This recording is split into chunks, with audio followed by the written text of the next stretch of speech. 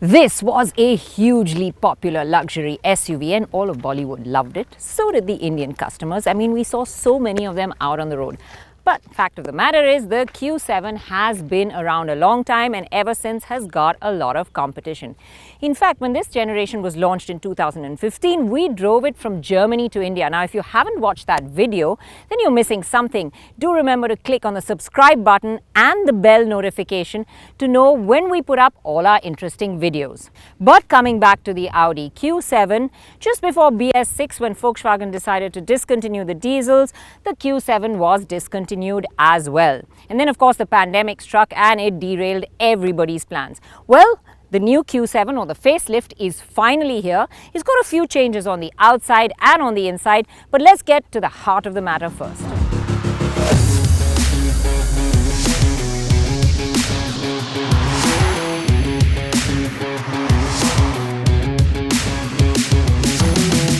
The Q7 now gets a 3-litre V6 and it's typically Audi. It's refined, it's creamy smooth and there's just effortless power delivery. While the earlier Q7 came with a 2-litre petrol and a 3-litre diesel, the facelift only offers the 3-litre V6 petrol with 340 HP and 500 Nm of torque. You can cruise along comfortably, and when you do want that extra power, stomp your foot down and the 8-speed shifts quick enough and you get a nice, strong, lusty pull of power. Yeah, getting up to illegal speeds is really quick, so you have to watch out.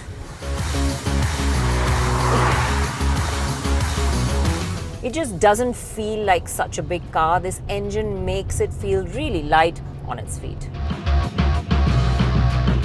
Whether you're ambling around cutting through traffic or making an overtake maneuver out on the highway or simply just cruising along in comfort, this engine and gearbox combo is always in sync with your demands.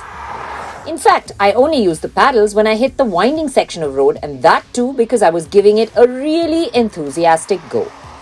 So you get the drive modes, and for everyday use it's best to put it into comfort. And this gives you a really nice plush ride, isolates you from the road. You don't really feel the imperfections come through to the cabin. And even with the cabin refinement, I mean, the outside world stays out. You barely hear anything from outside. And then you feel like you've got what you bought this car for. The feeling of luxury. And then when you hit a winding section of road, you can dial it into dynamic.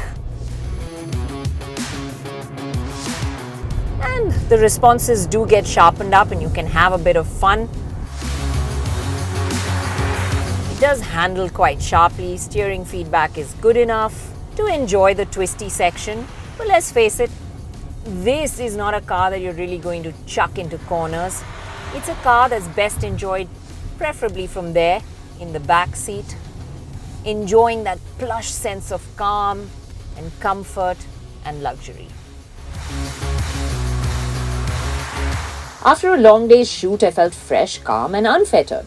The Q7 will ferry you from place to place without you realizing the distance. But now it's time to stop and take a look at the changes inside and out.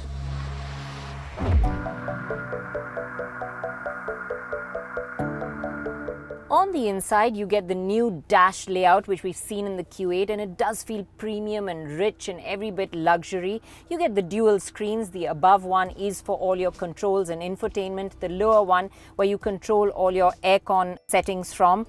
You get the virtual cockpit as well. The dash has piano black and a glossy wood finish across it, and the top of the dash is also very flat, so visibility is good. And overall, it's always been a great interior. It's spacious, it's airy, that massive panoramic sunroof really makes it feel nice and open. It's just gotten better, and you have a few additional features as well, like wireless charging, which you get now. You get a 3D camera setup. Let's put it into reverse, activate that, and yeah, you get the simulated car, so you can actually look all around. You also get lane departure assist, which is activated by a button on your indicator stalk. And at the back, you get the optional screens. Apart from this, the feature list remains extensive. Let's take a look at what else you get.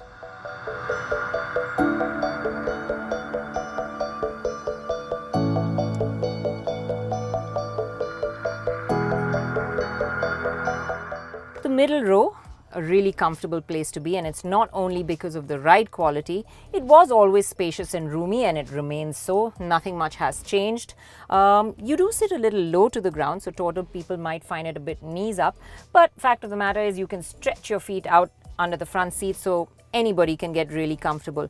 Third passenger also has enough room. There's enough space between the central console and the seat, but you will have to sit with your feet astride the central tunnel. There is recline for the seats, so you can really get cushy here in this back seat. Large window areas, big panoramic sunroof, so it feels nice and spacious and open and airy. You have all the goodies like sun blinds, you have aircon controls for the rear passengers, you have vents in the center and on the side as well. And now you can opt for the screens for your entertainment, and you can connect to it via hotspot on your phone. You can cast onto the screen from the phones that feature Miracast. There's also a web browser and a YouTube app to watch videos on. Okay, let's give that third row a shot.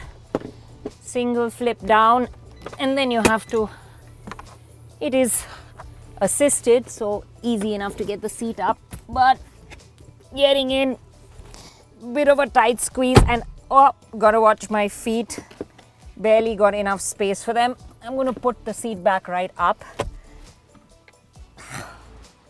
Well, for someone as tiny as me, this is a squeeze as well. You sit really low to the ground, completely knees up. I'm feeling very, very hemmed in at the back over here. Yes, it's best for tiny kids. You do have cup holders though, and a very small window area.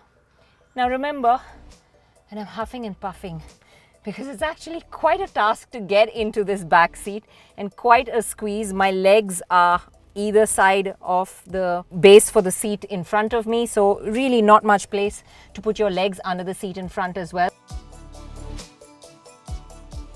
Boot space is 865 litres with the third row down, and it is 2050 litres when you flip the middle rows down as well. So it does open up masses of room. There are ample ways of adjusting passengers and luggage space.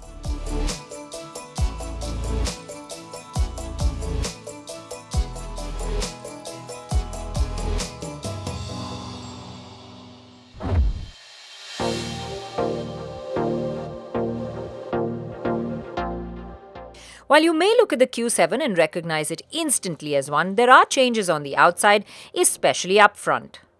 The grille is much larger, stretching out to almost the ends of the car, and with the spaced out vertical chrome bars, it takes center stage. It's flanked by a set of new matrix LED lamps with the dynamic turn signals and larger air dams underneath.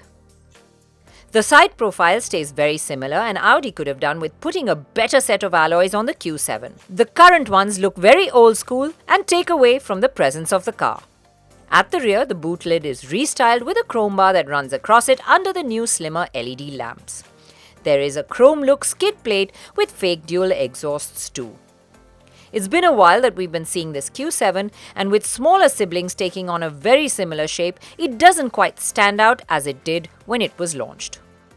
This Q7 is likely to launch in February and will be priced around 80 to 90 lakh rupees.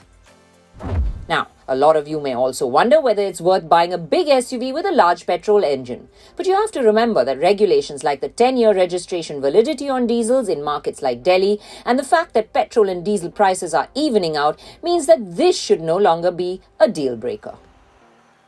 The Q7 was always a great luxury SUV, and it remains so. What it provides you is refined performance, a cushy ride, comfort, luxury, and just effortless traveling.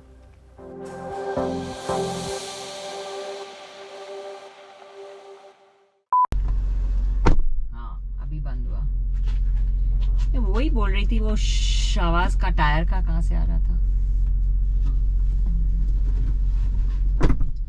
अभी वो नहीं बंद, खाना नहीं खाया क्या? नहीं खाया मैम।